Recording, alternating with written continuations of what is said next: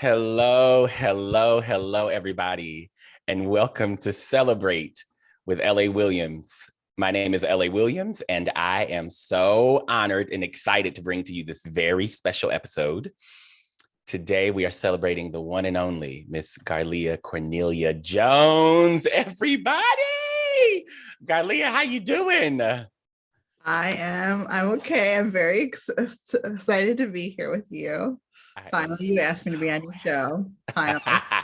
I'm sorry. I know it took a little minute, but LA. I was like, okay, I see. I am so glad you said yes to being on. And I was obviously never going to forget you because I can't forget you. Garlia, before I get into a deeper introduction of you, I want to take a few seconds to talk about what Celebrate is and what it means to me, if that's okay with you. Please. So this series is a manifestation of a moment I had as a very young theater student. I was at Alabama State University. It was that first experience for me in the theater. I had gone to the building to see a show, and the name of the play that I saw was Phaedra by Jean Racine, and it was directed by Professor Dr. Tommy Stewart. And it was truly one of those moments where I was like, oh my God, like this is theater. What is theater? Like, I want to be a part of this. Like, my whole life was changed, all that drama. But I also remember feeling the entire time I watched the show, and then every time after, because I went back and forth to the show that whole weekend, I remember feeling this overwhelming desire to go and find everybody involved in that production and say thank you to them. Thank you for changing my life. Thank you for all the work they put into this thing that was so magical. I needed to say thank you to them. And that truly was the genesis of what now is Celebrate.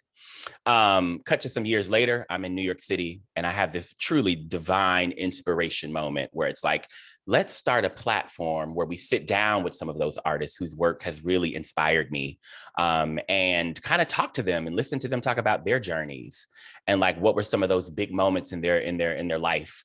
And that is how this whole thing began. Cut to 10 years later, here I am. We are in this pandemic. We are all growing and changing and evolving and pulling and pushing through and doing all these wonderful things to get through this incredible moment that we're in. And I decided on a personal note that I wanted to go out and see shows last fall and really support the people who were out there on the front lines, but also that I wanted to bring Celebrate back. And this time I wanted to specifically say thank you to those who are on the front lines. Hey, I can never talk about it without getting emotional. Those who are on the front lines and those who have been on the front lines, who have been what I consider to be heroes in our community, in our industry. And Garlia Cornelia Jones, I can't talk about Celebrate. I can't talk about community. I can't talk about theater. I can't talk about my career in theater in New York City without talking about you. Oh, my friend, my sister, let me tell you for 2 seconds how much I love you, okay? Just a quick little backstory to the people. Oh my God. So when I first moved to New York City, I mean, I had been here just a few months. I knew nobody, maybe just 1 or 2 people. And I remember being at a rooftop party. And it was one of those things where I was just like, once again, like, oh my God, where am I at? What am I doing? And I remember meeting the one and only, the great Miss Rada Blank. And she was at this rooftop party. And she just happened to, casually ask me, so who are you and what do you do?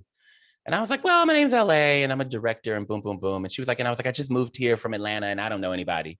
And she was like, huh, do you know Garlia Cornelia Jones at Blackboard? And do you know Kelly Nicole Gerard at The Fire This Time? And I said, no. And she said, email me. I'm going to send you their emails. And then I want you to email them and just see how you can get involved. And Gar, that was truly how it all started. That was truly how it all off. I kid you not. Wow. I kid you not. And I emailed you, and I feel like, I don't know if it was a couple weeks later or a couple months later, but I was directing one of my first projects ever in this town, which was a workshop reading of your play, Shopping for Niggas. That's really the best play title I'll ever come up with. It's the best play title ever. And it was the best experience for me ever because I got to work with you at the Cell with some incredible artists like Takara Cash and Lucretia Brown. And there were so many wonderful people in that thing. And I remember staging it as an experience. It was a whole thing. But that was my introduction to you, Garlia. And that was the beginning of me realizing the true genius and legendary producer and playwright that you are. And I'm going to say that a million times today. Legendary Garlia Cornelia Jones. Blackboard Plays has been, I believe, the foundation for so many artists in this city, Garlia. Oh my God. I got my start there. I know there were so many playwrights who are so prominent now who were doing work there, yourself included. We were all there. You created a space for us to come together, to work together, to talk, to play, to create, to develop, to nurture. Girl, I'm already full. I'm already done. And the last thing I'm going to say, I mean, there's so much more to say. Legendary producer, legendary playwright, your work is so beautiful in and of itself. And then you are a co-producer on 48 Hours in Harlem, which is, everyone knows, is like my favorite organization in this city. I love it so much. Yes, which has now grown to like 48 Hours in Detroit that you were just taking part in. Yeah, come on. Always, I have the merch. You want the merch? Let's do the merchandise. I love it. I mean, just incredible, your involvement and your impact and your work. And I just wanted to take a moment today to celebrate you, for being all that you are and have been to us as a community. This community would not be what it is, Garlia, without you. And I just wanted to take a moment to let you know that and hear from you and hold some space for you. Not to mention you're a legendary mama, a legendary human being. I mean, you are, I can go on, and I'll get into it more later, but I just wanted to say thank you for all of that. Thank you for truly, and this is so important, helping me get started in the city, giving me an opportunity. I mean, you took my email and you were like, let's have a meeting. And I feel like it's been history ever since. Like we just jumped right in. It was like we never not knew each other. I'm sure I still have that email. I'm sure I do too. I haven't looked for it, but I'm gonna go look for it. I'm gonna go back and look for it. I'm gonna look for it. I'm sure exactly. Especially because now I think I remember that Rada had come to a Blackboard and that we'd been connected, and I know we'd, like always she was someone that felt like very supportive, and I think I'm so happy to have my memory jogged that like she was the one who connected you. She was the one for me. Ellie. She was the one for me. Yeah, that's really amazing. And thank you. Thank you, Garlia. I love you, child. Oh, I love you so much. And I've also had Thanksgivings with you. I'm telling you, listen. The way I like to start these Celebrate conversations off is by celebrating the day you were born. Oh. And that idea is meant to have you take us back as far as you want us to go, to wherever you want us to go. We can talk about your birth story, your earliest memory, young life growing up, whatever you want us to know. Take us back. Oh, well, geez. I mean, I was born in Detroit. I'm a Gemini. And I think for some people who really follow astrology, me being a Gemini sun and a Leo rising and a Capricorn moon, really fits into my personality. So I think so people who are very much into astrology, when they're like, oh, you're all those things, I'm like, yeah, I am. And it really does fit. But I'm also very spiritual person, which is something I get from my family and my dad, who is an actor, teacher. He has performed Shakespeare's Othello I think we're like over like 400 times, right? He has, taught it. He's taught Shakespeare. He's taught it in the Detroit public schools. He's Mm. taught it in parochial schools. Uh, Mm. and so, he grew up knowing that he wanted to be Catholic, and then he has his own very strong faith journey, and so just like grew up where faith and having a belief system was and is such a big part of my life. And I'm not even talking about like going to church every week or all of that. I'm just talking about like believing in something bigger than myself and knowing that I'm being guided towards something. There are two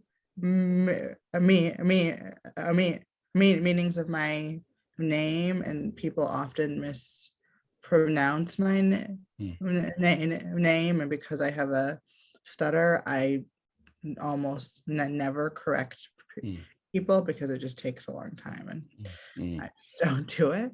But it's Garlia, and there are, and the two meanings of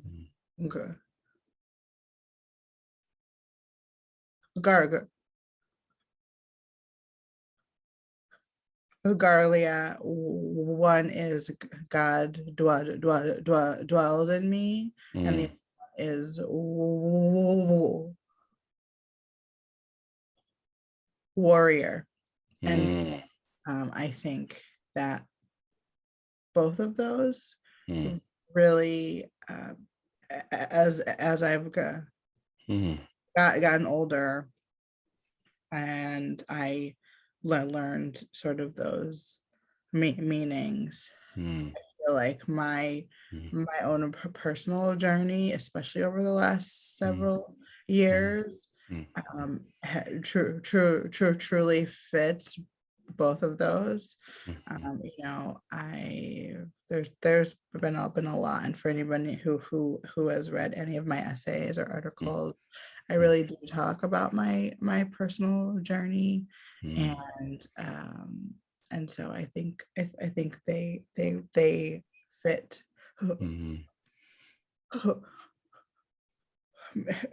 me.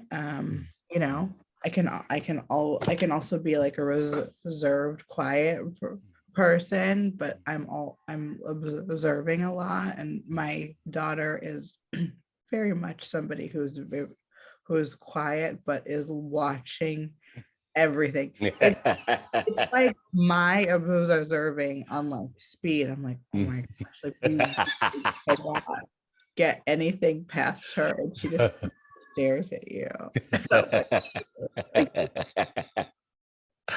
My children are so intense. I'm like, she's so intense. Like in a really beautiful, creative way. Who's gotten to spend time with them, and I'm like, oh my goodness. That is so funny. I think they have two intense parents, so that's probably where it comes from. But yeah, I think, so that's a little bit about, who did Detroit means a lot to me, being a Black artist in Detroit, and coming from an artistic family in Detroit. That also means a lot.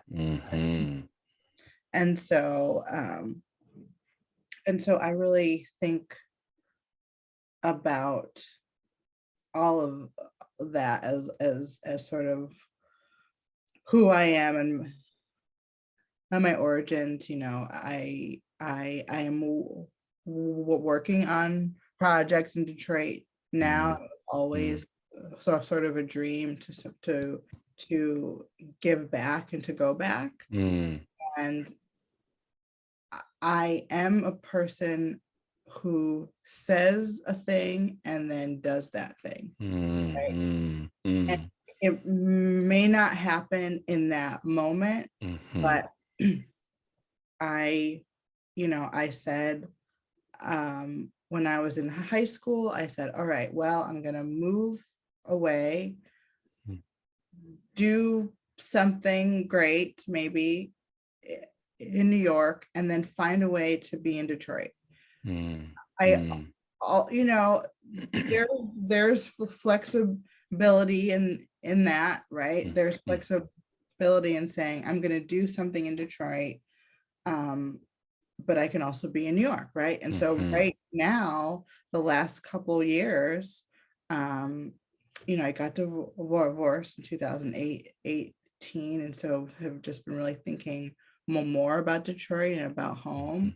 And I think, and since 2017, have truly made more trips to Detroit and built and found more of an artistic community in Detroit before. And like acknowledging the pioneers of Black theater in Detroit. Woody King of course, and Dave Rambo. And then we also have people like Gary Anderson, who founded Plowshares, right? I mean, so when I think about people who have been in Detroit and who have been creating there for a very long time, who have really stayed there, right? And then I've also gotten to know the people who have been making new and more spaces in Detroit, right? Over the last couple of years. We of course have to mention Detroit Public Theater, who is a collaborator of mine. And I also have been really like, well, so I'll show our mug, because we just got back. So at the time of this recording, we're like 1 week after this has happened, right? So we did 48 hours in Detroit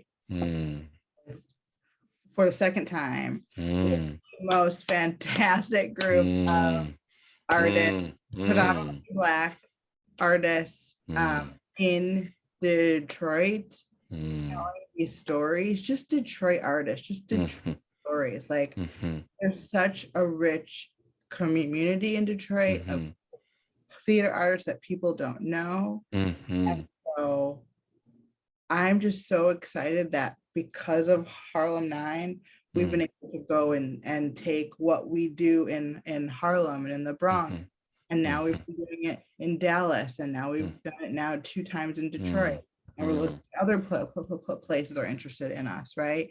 So just so excited to be able to take that back home, like take the Obie Award winning festival back home, and creating more stories from the Detroit community, right? That means a great deal to me. And so so I've been able to go back to Detroit a lot. I was also I taught at Wayne State right when the pandemic started. That year I was slated in 2020, the fall of 2020. I was supposed to be an artist in residence in Detroit at Wayne State, and then so we moved it all online, like everyone. And so I was an artist in residence, and then I also they also virtually produced one of my other plays that is about Detroit, called Pingree's Past. And so That's a play that I wrote and created and really developed in Detroit through the mom and pop our residency for families and artists with children at Pop's packing in Hamtramck.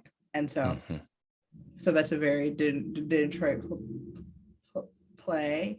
And I was honored to have Gary Anderson, who I already mentioned, of Plowshares, direct that play. So it was a really great fit. And then another fantastic artist that I gotten to know in Detroit is John Sloan the third, who runs Ghostlight, and who is also the founding artistic producer of the Obsidian Theater Festival. And so this year, I am also on the creative team for that, and I'm their creative producer.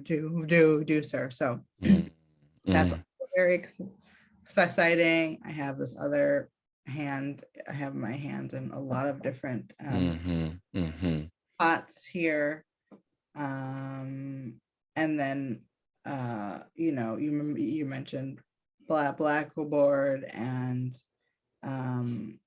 we have the Black Motherhood and Parenting Play Festival, which is a partnership between Blackboard and PAL. And PAL is the Parent Artist Advocacy League, and that's a whole other just fantastic organization. I'm their producing director. And I'm just laughing, like too many titles. So many things. So yeah. So and then I do have a new thing that is going to be happening at the public really soon. My God. We announced it. So I can say it here because by the time this airs, it'll be out and into the world. But we announced it internally today. But I am shifting from being a line producer to being the first ever Director of Innovation and New Media. So that's my new. That's right. Oh my God. I didn't tell you. I said. Garlia. I'm here. Oh my God. That's amazing. Congratulations. Thank you. I love, first of all, your face is, I just love it so much, the smile on your face. Congratulations. And congratulations to the Public Theater. I mean, come on now. I mean, let's talk about it. I love that. Garlia, that's amazing. Congratulations. The first ever. I didn't realize they didn't have that. Well, no, because I've never heard of it. They didn't have it. So like, since you announced it, tell us really quickly what that means. Well, it means I'm going to be supporting artistic digital programming, post-pandemic. Really thinking of, I mean, I shouldn't say post. We are not post. Excuse me, but we've shifted out of that lockdown phase, and the entire industry has learned new ways that people interact and engage, right? That's right. I was immediately doing things online as soon as the pandemic began, as soon as the lockdown Again, I switched Blackboard to just Zoom, right? And then I produced in one weekend, I produced, edited, and live streamed by myself. Recommend, please. In one weekend, play by Jenny Lamb for PAL. And so that was our Mother's Day benefit in 2020. And it was after that Rachel Spencer Hewitt, who's the founder of PAL, was like, can we talk about you being the producing director? I was like, okay.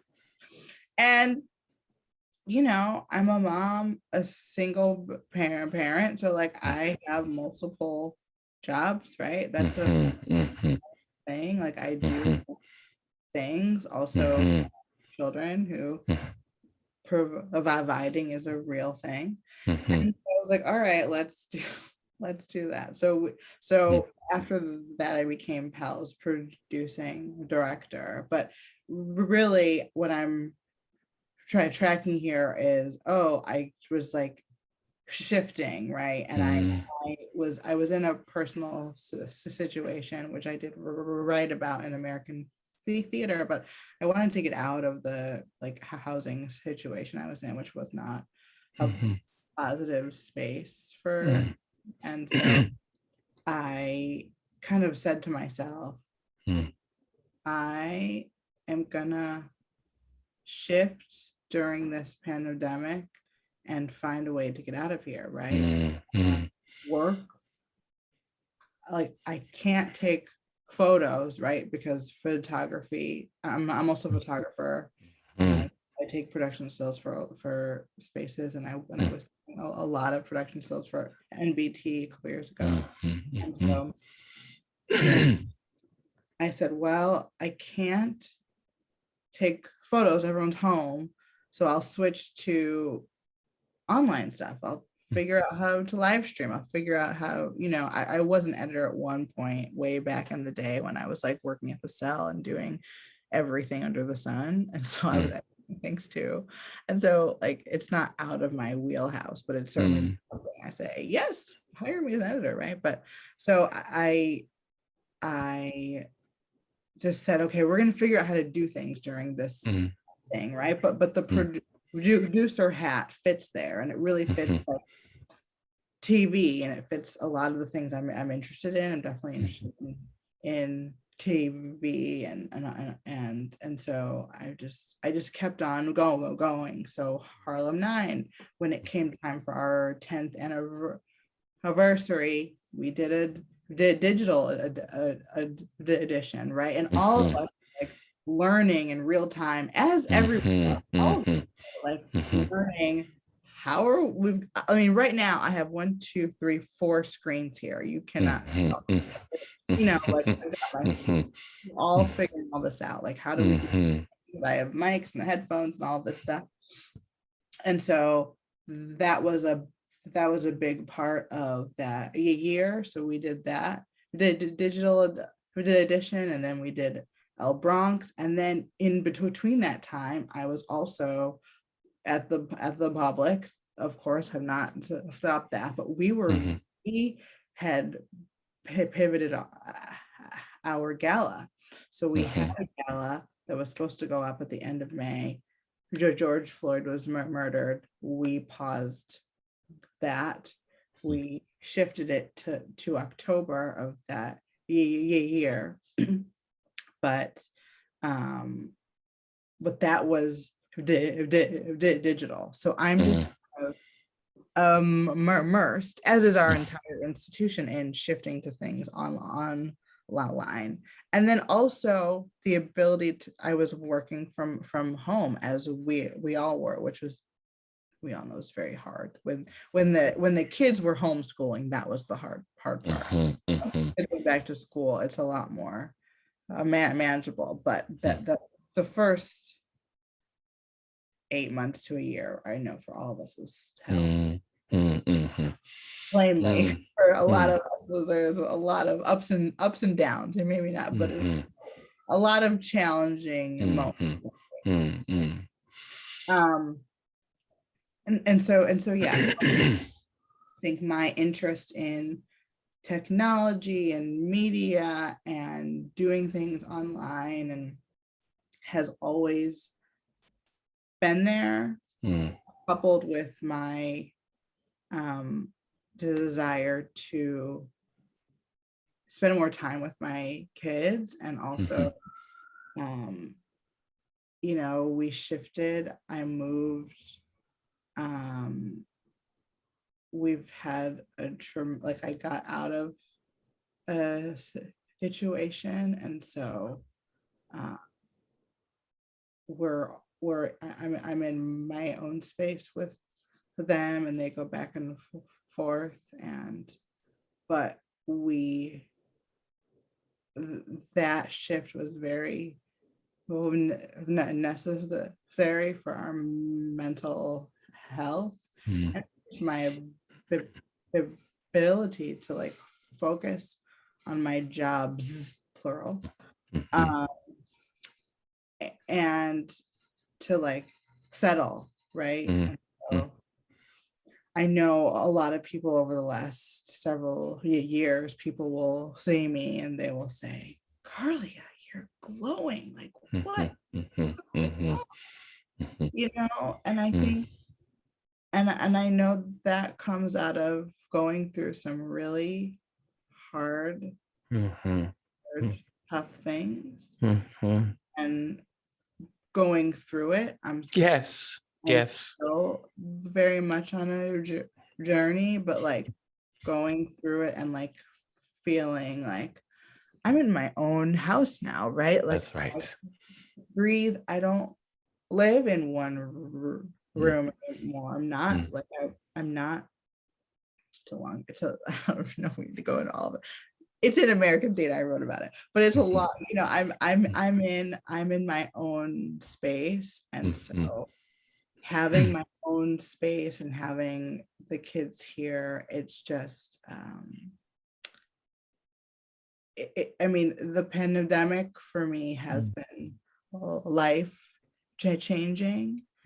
That also, how I was able to get out of that situation was I won a lot of grants, right? It wasn't out of the blue. Yes, I was working a lot of jobs, and then I won grants and had other support. So there was a lot of support from the theater industry that helped me to get out, and that supports artists, right?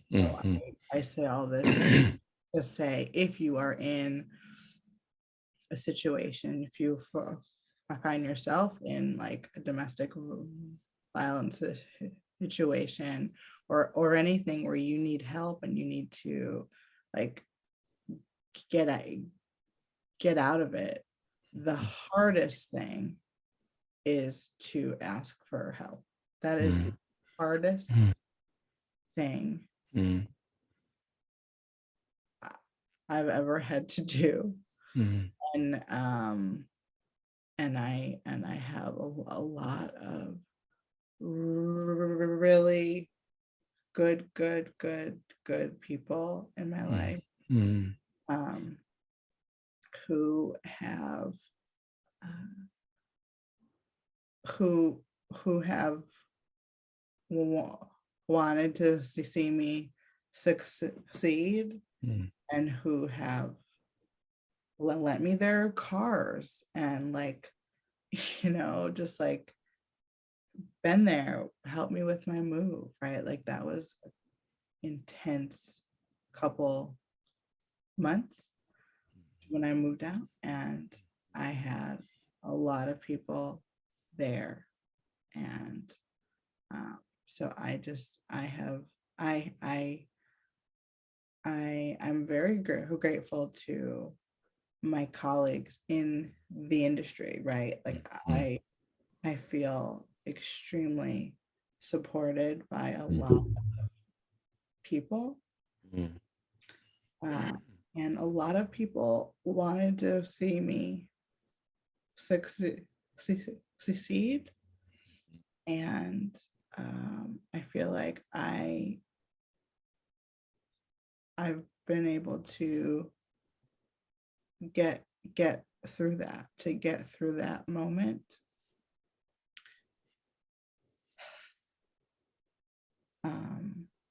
And I all of them know exactly who they are, you know, and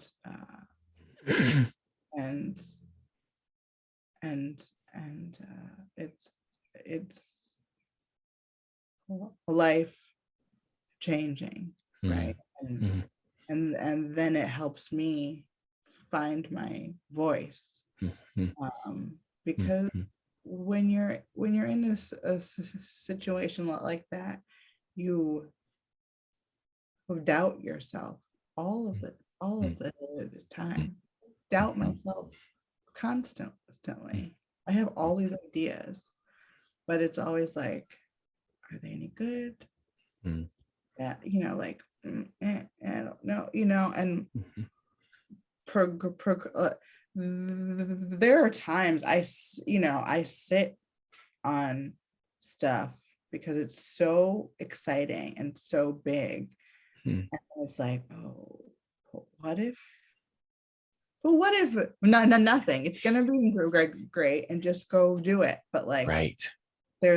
But that is just part of what comes from being in a situation like that, where you just don't feel like what you have to say is like the right thing, right? All of that stuff, and so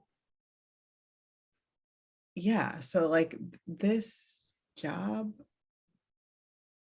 is huge to me. It's the next step of where I want to go, because I always have, me, I'm like big picture. I think big picture, and I have to reel it in a lot. I'm like okay, like I remember a college counselor would always kind of say, Dr. Charles Rails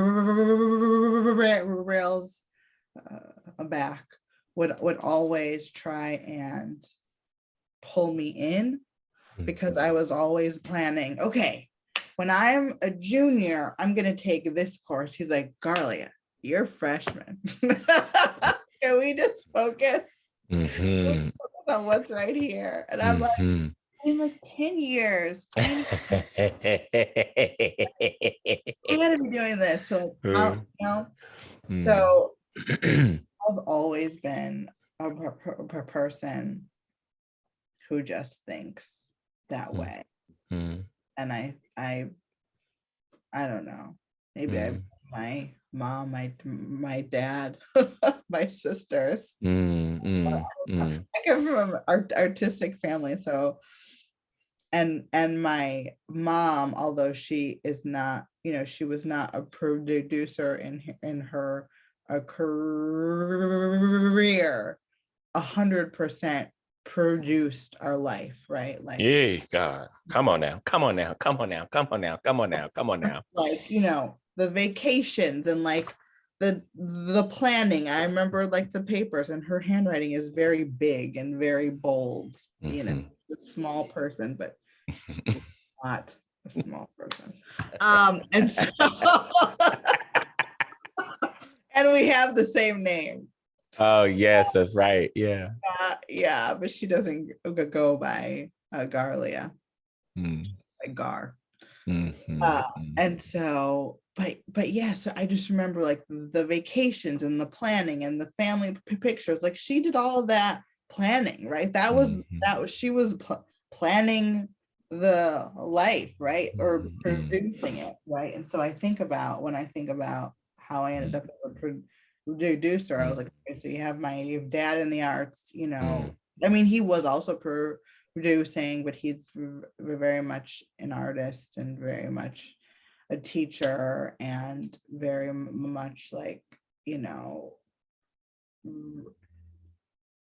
writing the essays, and my mom is helping, you know, to, you know, like, so that was their partnership, and that is their partnership, which is really beautiful. And been married almost 40 years, and I'm like, I hope that happens to me one day. If I do it soon, I'll make it to 80. I gotta get my get my play up there, because that is real. Exactly. Whoo, child. We don't even Garlia. I don't have the time to talk about that right now. All I can do is laugh, because that's how it feels. But no, so that was a long way to say I'm very excited for this job. I love the public. I love the Blackboard. I love Harlem 9. I love PAL. I love Obsidian. I love a lot of things. And I'm just happy to be doing all of them. You know, it was you know, I started a lot of them, faith of a lot of the proper projects, because I was missing something, right? And for a black parent,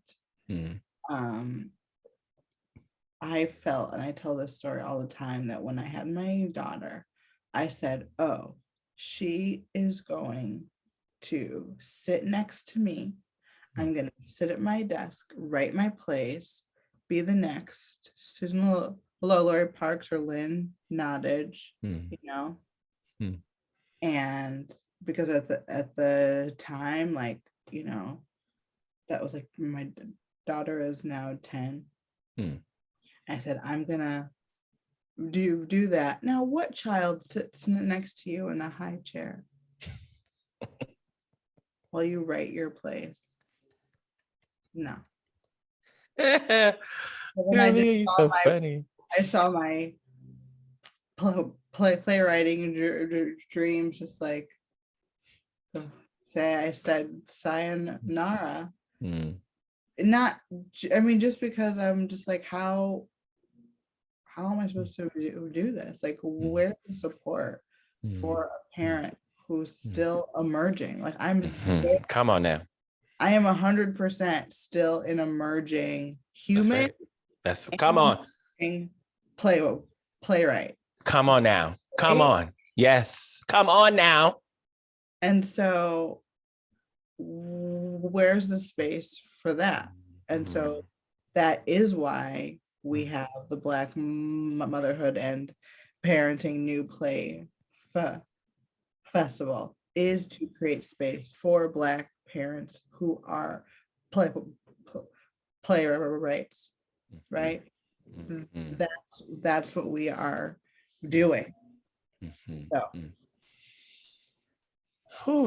Garlia, let me tell you something. Let me just jump in and say, first of all, there's so much that I want to say, and I know that I'll never be able to in this one moment, but I'm just so grateful that you're sharing your story and your journey, parts of it, with us today. And like, one thing that's at the top of my mind is I just want to say, thank God you are so big picture in your thinking. And thank God that you think about a lot of things and you have these big ideas, because if you were not that kind of person, we would not have a lot of the organizations that you have brought to us and that you support and that you work on. And like Blackboard, as I keep talking about, or Harlem 9, 48 Hours in Harlem. Thank God. I mean, I just have to say, I'm so grateful that you are the way that you are in terms of big ideas, because otherwise we wouldn't have Blackboard. I just don't think we would. We wouldn't have a lot of the stuff that you have brought us, a lot of the work that you've brought us. So that's one thing at the top of my mind. The other thing I want to say is thank God for your continued journey through this moment in your life. Oh, Garlia. Oh. I'm so emotional and so full, but I really just want to say congratulations on the move. Congratulations on the job. Congratulations on the new projects. Congratulations on everything. And it's in the spirit of celebrating every step of the journey. I mean, I just have to say that to you. And I'm thrilled for you. And yes, you are glowing. And I remember seeing you, I feel like it was right before the pandemic at like the opening of like maybe for Color Girls or something at the Public. I don't know what it was. And I was like, Garlia, you are glowing. And I love that you talked about that glow. I love that you talk about that. And just, I'm celebrating that with you every step of the way. And I know it's a journey. And I love what you said about the glow coming from a place of going through it, really going through it. And that can sound really poetic and pretty, but I know what you mean. I don't know, but I do know. And I'm just saying that I celebrate the going through it that you're talking about to get to the glow, you know, because that's a very real thing. So thank you for that. I also love that you talked about, I'm just going back into some of the stuff from earlier, the Leo and the Gemini and the Capricorn. It's hilarious because we both share Leo and Capricorn. I don't have Gemini, but I do have Leo and Capricorn. So you made a whole lot of sense to me when you said that. And also the beauty of your name and the identification that you found with your name. And that feels very real to you is so stunning. I'll have a question going back just a little bit. You talked so beautifully about Detroit and like coming from an artistic family. I'm curious, first of all, did you go to like a performing arts high school? Were you one of those kids that was doing plays and stuff in school, like growing up? Okay, twofold. So I did not go to a performing arts high school. I went to an all girls Catholic high school. I grew up Catholic. I was very involved with my churches for a very, very, very long time. I also play the flute and sing, and I was a cantor. I was very involved in performing arts in high school. I was involved in something called the MRP, the Marion Rice Players, and we had this wonderful drama teacher, Lou Smella, who passed away in October. So I did get to go home and be a part of that celebration and for her, but we still remain a very close-knit group of people. Now, mind you, this is in the suburbs of Detroit, so it was predominantly white, and I think that's a whole other part of me in terms of my, you know, anyone who knows me now, I am Black theater. Yes, you are. Right? Yes. Right. Yeah. And so I love the digital things. I also have been focusing on Black theater since I want to say the beginning of time, but that's not true. Since since I started a college, right? And so well, Blackboard is after I created Black Curtain, right? And so in when I was in, college at IU, I have all these like, I have a lot of, I don't ever really pull this stuff out, but I'm gonna do. I love it so much. I'm gonna do it because it sits right here. But this is like my, so my group, Black Curtain, won. I have a bunch over here. A number of awards on diversity education, but through theater, right? And so my focus on Black theater has been very serious and very long, and precedes my work in New York. And so that and so I think all that to say my high school was not, but it gave me that basis for that true love of theater and creating art with a group of people, right? So when I started at the public, I had that feeling that I had in high school. Oh my gosh, I get to work here and just make plays on. What?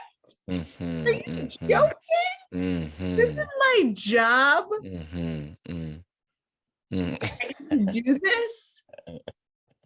And I have had people tell me it was time to give up on my dream. I think it's time to give up on it. I think it's time to get a real job. I have had that in my life. I am also very stubborn. So, basically, anyone who tells me no, I'm like, great.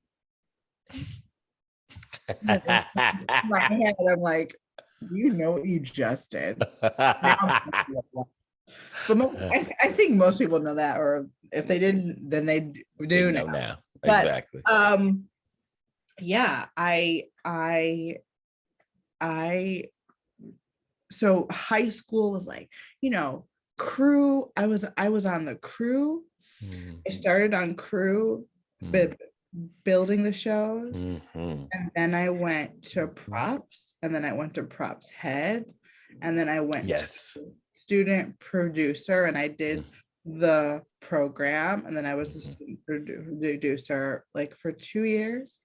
And guess what I do for Harlem 9, and guess what I do in real life? Oh, I'm a producer, and I work a lot on the programs for a lot of our things, and I have to sit in tech as a producer. Well, now I won't really do my new job, but that's what, right? So like it's the same. It's the same. It's a group of people, right? Yes, yeah. And so that love of the theater, for sure, I had it with my dad, right? And I had it with my family, but that was also his stuff. I was a child watching him do his stuff, right, his plays, and I got to be in one of his plays. I was like 12, and I played my recorder. I went, "Ooh," and that was like all cool dress, and I was very excited.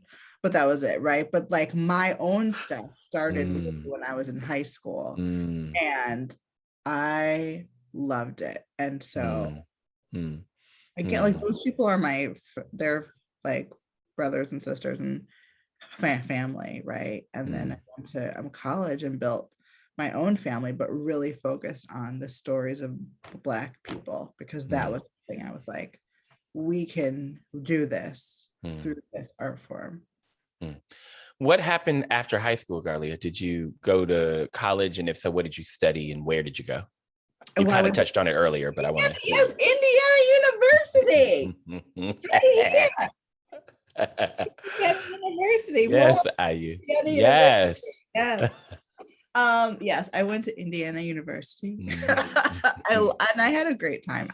Look, again, it's a predominantly white institution. It's a big tent. The percentage of Black people is like this. But I found my space. I found my people. I said within, I think it was after my freshman year, I said I wanted to, well, I started off as a psychology, and I was going to do like English and a theater minor. I Mhm. still though think that the psychology would have been very helpful, because a lot of your work as a producer, truly, that would have been a great thing. It would have But been a good thing, okay, yes. okay. I didn't, but I think I have like an honorary psych degree.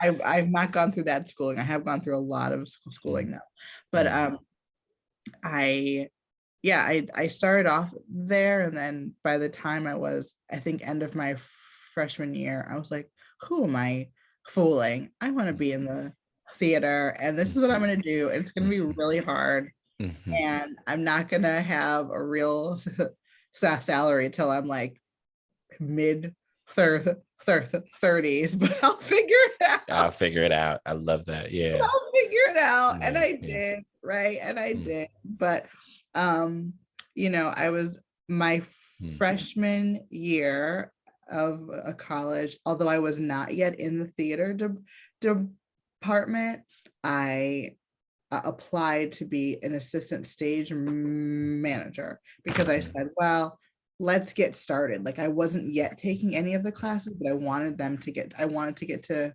know them. mhm, And so I did. And I mhm, met some, colleagues that are still my colleagues to this day. mm, David Grindle, who mm, runs USITT, mm, was working at IU at the time, and over the mm, state managers. And so mm, he was just one of those people that you could go in and sit in their office, mhm, right? And I feel really, really mm, fortunate that throughout my career, specifically in college, but I think it mm, really holds true now. There's a whole lot of people in my life who have like, and who let me just come in, sit down and talk. mm, And mm, then we'll just like share ideas and mhm, think through stuff. But mhm, when I was in college, I had a lot of that. And I was mm, also in the African American choral on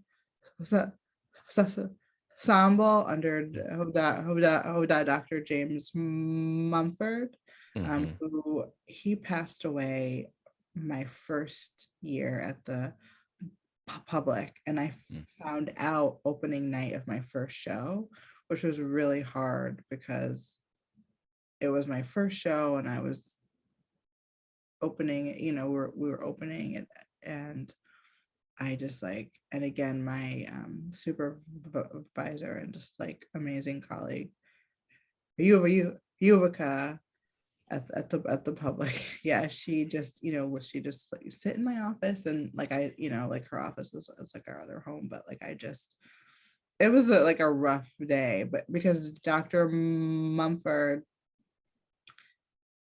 it helped me find, because I'd always done like choral, music. I grew up, like I've mentioned a couple times, I grew up okay Catholic, so like more formal, mm, everything. And mm, so but I did go to a black Catholic church where we did a little bit more praise and worship music, but like I truly fell in with gospel music and African American spirituals mm, when I was in the African American mm, choral ensemble at mm, Indiana. So like that was a huge part of my life too there. Like I was doing a lot of things just like I am mm, now. Really, mhm. those things have not changed. They Like have not changed. we were just like in it. We Mm, were in it, and mm, I we like even toured with that mm, mm. choir. So that, and I was also very involved in my church there too. So Mm. I did a lot there. I love that. I love that. So how did you get to New York? And what was how did you get to New York? And what was your sort of first entrance into like the professional arena in New York? Yeah. I mean, so you know, IU was great. I met also, I think what's also cool to mention is like Shanta Fake, who was at the public, was a senior when I was a freshman at IU. So like I just Amazing. remember Shanta as like this light, this energy, this like Mhm. person that knew everything and all this. It was just amazing. So like we reconnected when I got back, and when I started at the public. I mean, I always knew she was here and we were kind of like connected, but I was like, oh my gosh, you're here. So that was really great. And then Arian Moyad, who now is like huge, everyone knows who he is, was in Waiting for he was in Waiting for Gado,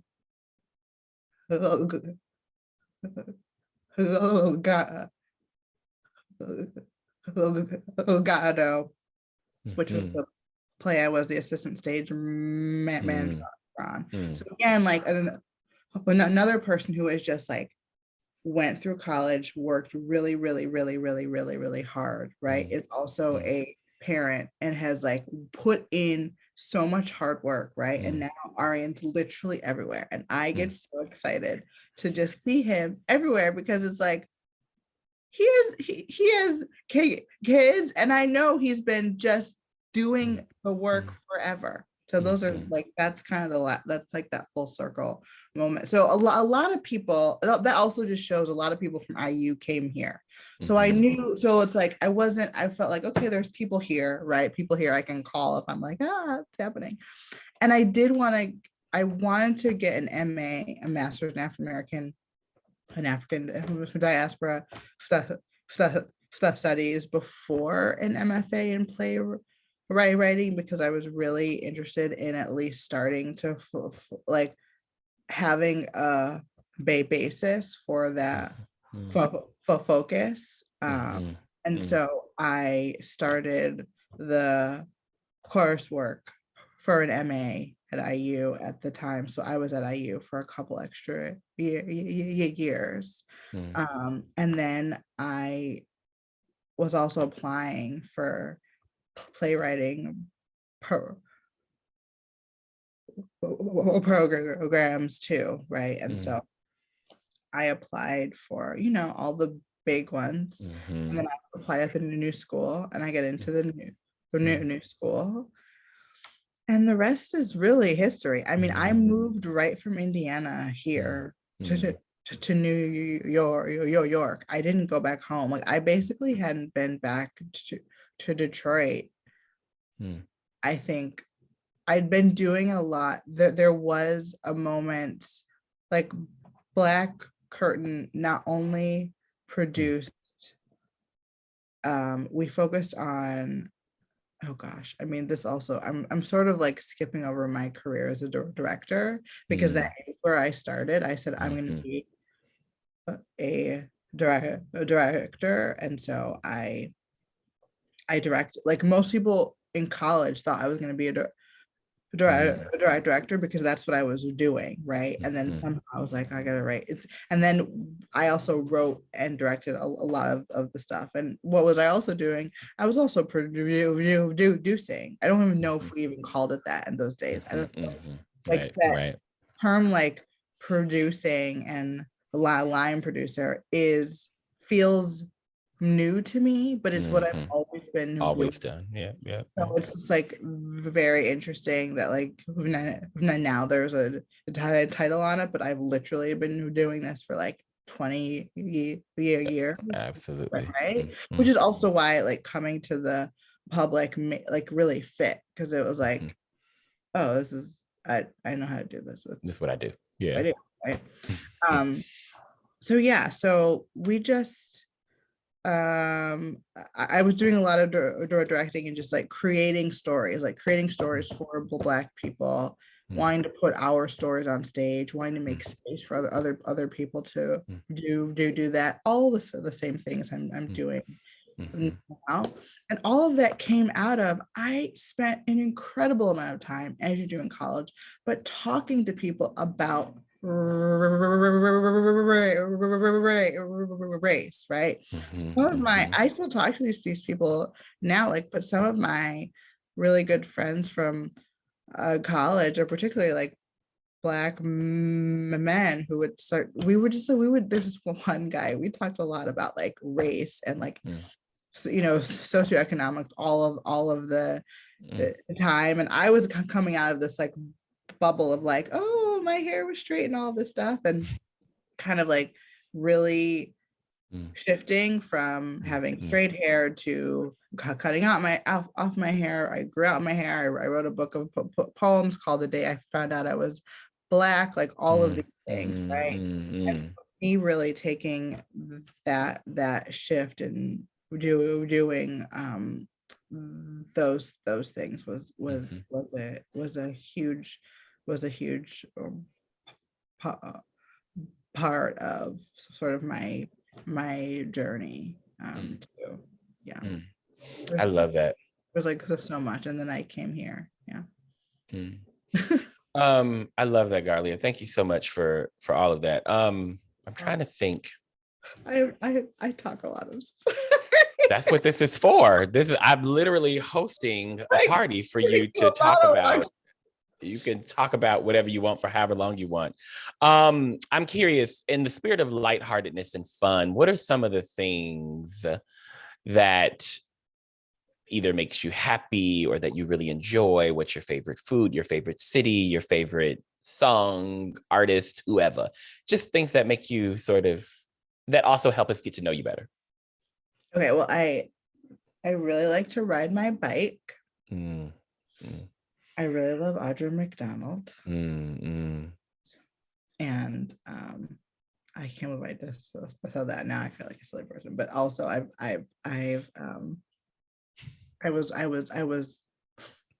I was working on a project, and so she was part of it, and then we had to like interact, and she, you know, called me once, and I was just like it's kind of a moment. It's just like you just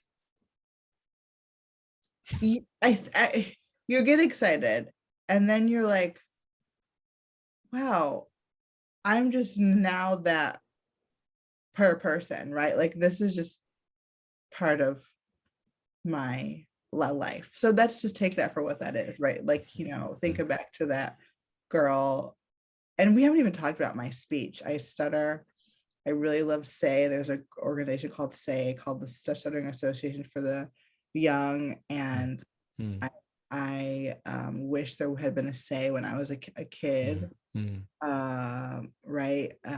And I didn't really struggle with my speech. I think, yes, it is a struggle, but I personally, it goes mm, back to what I said in the beginning about faith and just knowing there's mhm, mhm, bigger than me. mhm, So like mhm. people are just gonna have to wait till I'm done. That's right. And most people do. Mhm, And um and I'm very open about it too, right? So mhm, if I'm with mhm, a person I know and I'm having a hard time and they help me out, like I'm not, that's okay with me. But has their own, everybody has their own way that they want to interact with their speech. So anyway, I mm, think mhm, all that to say, I'm now in this space of, wow, I call and email people that once I love her albums, and now it's like, oh, okay, cool, right? Like, Absolutely. the Yeah. heck, that's just a cool thing, right? And it's not, and Mhm, it's the thing you take, it's part of your job, and you're like, mhm. that's what I do. Like That's what I do. That's what I'm I do. I'm a person who has these people's information, Mhm. and like that's just part of what I do, It's and part that's of what you do. what I do. So I love that. yeah, I love I also I love I mean, musical theater. I also like to make playlists of the same song sung by different people. Mm, Not a lot of, interesting. I don't know if a lot of people know that about me, but I like Mm, different versions of the same song. mm, So mm, whether it's jazz or it's any song, like I actually have a playlist called pa- parallels, and it is all like different versions of the same song, and I just think it's really cool. What do you like about that? I like to hear how different people, I like to hear how different people interpret it. Yep, that makes so much sense to me. And so you just get to hear every person's take on it. Yep, that makes, as a director, that makes so much sense to me. As an interpretive artist, I totally get that. So I like to wrap these conversations up, Garlia, by asking three sort of questions. Listen, because you and I can go. Like we can talk. 5,000 hours. The first question I want to ask you is, what does it mean to you to be celebrated?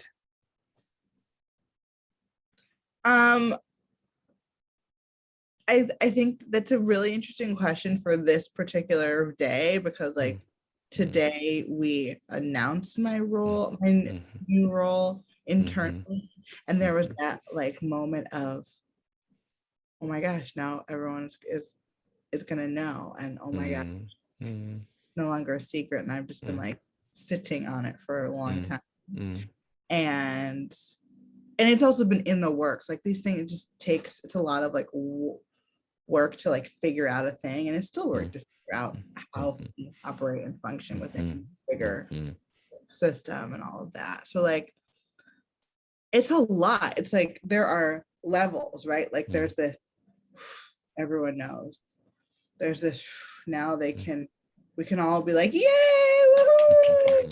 And then it's like, so what are we doing?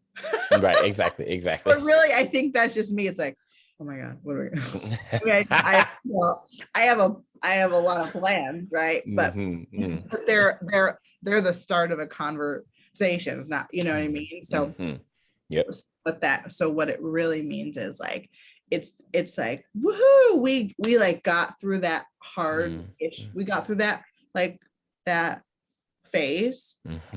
Now we celebrate, and then we start talking about what we're gonna do.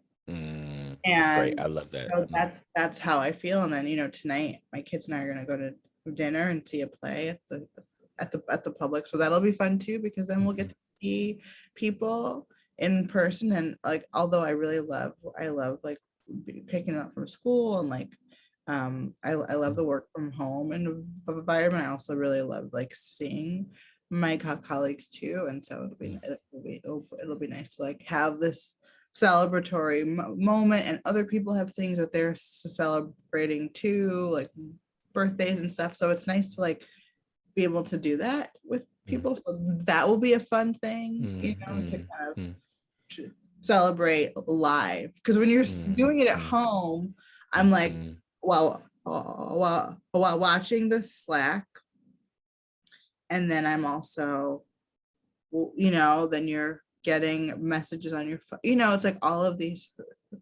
things, and so there's a lot to think of. So it's like you're getting excited, and then people are getting excited, and they're like responding, and they're excited, and you're like, oh my God, I'm really excited. Oh my God, I totally get that. I like that a lot. Yeah, there's the celebration, and then there's the work after. That's always pretty deep. And I think I always think about, like in my head, I celebrated like months ago, right? So I'm like working. So but that's also very much me. I think 50 years ahead of where I should be. Not should be, but I am sometimes, right? So I'm already thinking about my kids' college. You know? And so absolutely. What or who do you celebrate? My family. I am colleagues. I, you know, just having gotten off of Harlem 9's for 48 Hours in Detroit. Mm-hmm. I just love what we do. Mm-hmm. I love it. Mm-hmm. Because the response from the community, Mm-hmm. artists that we have not ever met. I mean, you've been through it, but the response is always like, it's like this high. Everyone's like, that was the most amazing experience I've ever been on. And they get so excited. And for us, like, I think about, I'm like, we just put together some plays, right? We're asking people to write a new play, inspired by a classic Black text or a poem or a photograph, so they get some inspiration. Something based on your community. It's so incredible. It's so incredible. And I say it's incredible because people are telling that to us back, and it just feels really good to do it with people that you really, really like. Like Sandra, Jonathan, Brian, Eric, Benson, have this, you know, Linda, Sean, and our Detroit Public Theater partners, Sarah, and Courtney. I love all of these people. We have a good time putting, you have to like these people if you're going to spend 48 hours with them doing something crazy. It's true. Like having people write a new play. I love that. That makes so much sense to me. I love all those people. Thank you for your continued sort of celebration of 48 Hours in Harlem. That festival means the world to me. It's definitely seminal in my experience of working here in New York. And it was an incredible, life-changing moment.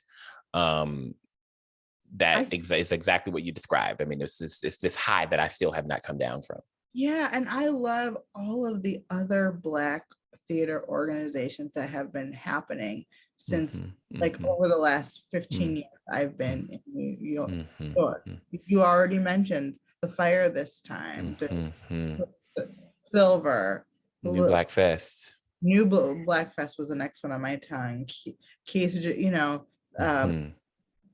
Liberation Theater Company, the Movement Theater. Yes. All of us started around the same time. That like 2007, 8, 9, 10 area was like full of all of these things starting. We were creating this new thing, and we all supported each other. That's right. The big people now, right, who are winning awards and things. Dominique and Jocelyn Bio, Niso, Keith Joseph Adkins, Harrison David Rivers, Derek Lee McFadder, Marcus Gardley, Christine Jean Chambers, who, you know, we all lost. We lost one of our documentarians when we lost her. Yes, we did. France Luce Benson, Dominique Taylor. These are all names from the first 2 years of playwrights. And guess what most of these people are doing right now? They're writing for TV. They're winning MacArthur Awards. They're winning every other playwriting award out there. They're writing for TV. They're the artistic directors of the theaters. What I feel like Harlem 9 does is we are part of that journey, and that's what's so exciting. And I think Blackboard is part of that journey too, in a different way, right? Like we'll like take, this person has a full length play, right? Like we did the first reading of Schoolgirls and the first reading of Ain't No Mo by Jordan Cooper, right? So we'll give them that space to have their play heard, and which is huge, right? You have to have your play heard. It has to be heard. You have to be heard. Has like, to be heard. That is huge. You gotta that's huge. It's huge. It's huge. And all of that, right? And so that is exciting. And then I'm excited that I already mentioned, but Bumfest is making space for the Black parents to do the same type of thing, right? And so I'm just here to make those spaces, I guess. I love that, Garlia. Thank you for that epic celebration of all of these wonderful organizations and companies and people and names. And I love what you said about Harlem 9 and all of us celebrate, the Movement Theater Company, everybody you just mentioned, we get to be a part of the journey. And I think you said that really gorgeously. So thank you. And my final question for you is, what do you do to celebrate you? Recently, to be very honest with you, I've been getting my nails done more. Yes, ma'am. Yes. That's like a thing. I found a place close to me that like it's a local shop, and they do like your eyebrows, and they just do all of the things. All the stuff. I've been going to the one place for all the things, and I am both supporting a local business and then also just sitting and letting someone do my nails. Now I haven't had them done in like 2 weeks, but I have a bunch of things happening in the next couple of weeks, so my nails will be done soon again. And it wasn't a thing I did. I mean, I did it for all my openings at the public. I always like did something, but I think, kids are older, sassier, and you just need a breath, right? I also like to work out. I like to do yoga. I just got an Apple Watch, and so I like I like technology. So like I only mention that because then you can like track things. I just like that stuff. I like gadgety things. I always have. When I was like 12, I had a little planner that was like the size of this phone that you open up and you like put in your calendar. Like I've been doing this stuff since I can remember. So that's how I celebrate me right now, and I try and find quiet times, and when I get to ride my bike when it's nice out, that's like really, really fun. It's just nice to like be outside and I love this so much. I love you so much, Garlia. Thank you for existing. I really believe that you are one of the most important artists and people in our community. Absolutely. Once again, you are a pioneer in your own way. You really are. You have supported so many different people, Garlia, in ways that you'll never really even know. And I certainly won't be able to say in this moment. You and your big vision that we've heard you talk about today, and you're just sort of like, okay, you told me I can't do it. Okay, watch me. All of that sort of spirit that now hearing you talk about makes so much sense now. And your just your voice and, your passion and your love for Black people and Black art and Black theater, all of those things make you, in my opinion, again, one of the most amazing human beings I've ever met and have come across in this community. And I'm just so glad, Garlia, and I know I'm calling you Gar, your mama's Gar, but I call you Gar sometimes because a lot of people who are very, very close to me call me Gar, so it's not ridiculous. Oh God. So I just wanted to, again, this was just to say thank you. And we see you, I see you. I think I speak for a lot of people when I say it is not lost on us, your contributions clearly. And to think about the work that you've done already at the public and that you're about to do at the public, and also just your incredible journey personally. Thank you so much for talking about that today, and being so open about it, and also giving me and us the opportunity to say, we love you and we got you. And like, and